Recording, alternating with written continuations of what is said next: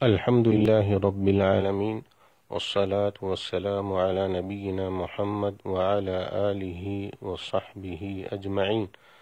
عن أبي سعيد الخدري رضي الله عنه قال قال رسول الله صلى الله عليه وسلم: ما من عبد يصوم يوما في سبيل الله إلا باعد الله بذلك اليوم وجهه عن النار 70 خريفا. متفق علیہ۔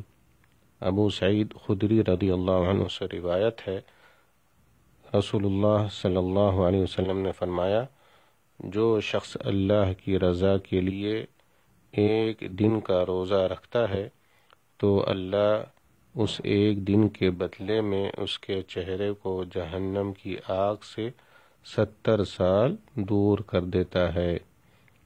محترم سامعین، روزہ میں بے شمار فائدے ہیں، جن میں سے چند ایک کا ہم ذکر کرتے ہیں۔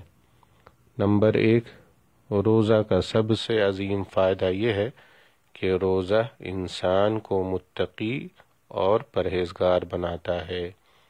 نمبر 2، روزہ خیر و بھلائی کا داعی اور اخوت و بھائی چارگی کا ترجمان ہے۔ نمبر 3، روزہ انسان کو صبر و تحمل کا خوگر بناتا ہے، اس لیے کہ انسان اپنی رضا و خوشی سے محبوب ترین چیز کھانا پینا اور شہوت کو چھوڑ دیتا ہے، جس سے انسان کی روحانی اور جسمانی قوت میں اضافہ ہوتا ہے۔ نمبر 4، روزہ خواہشات نفسانی کو کمزور کر دیتا ہے۔ نمبر 5، روزہ انسان کو اللہ کی نعمتوں کا احساس دلاتا ہے۔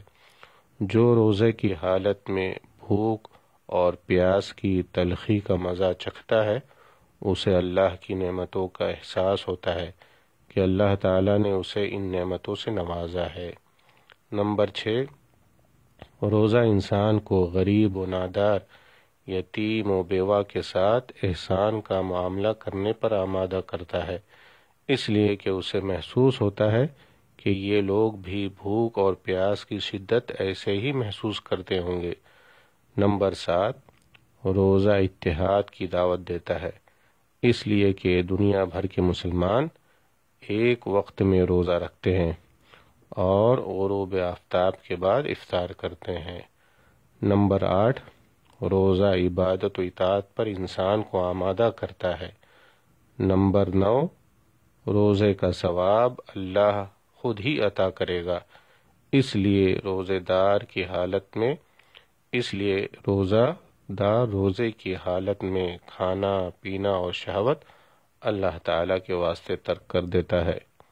نمبر 10، روزہ دار کے لیے جنت میں ایک مخصوص دروازہ ہے جس کا نام الریان ہے، روزہ دار کے علاوہ اس سے دوسرا شخص داخل نہ ہوگا۔ نمبر 11، روزہ محشر میں روزے دار کی شفاعت کرے گا۔ واللہ تعالی اعلم، صلی اللہ وسلم علی نبینا محمد وعلی آلہ وصحبہ اجمعین۔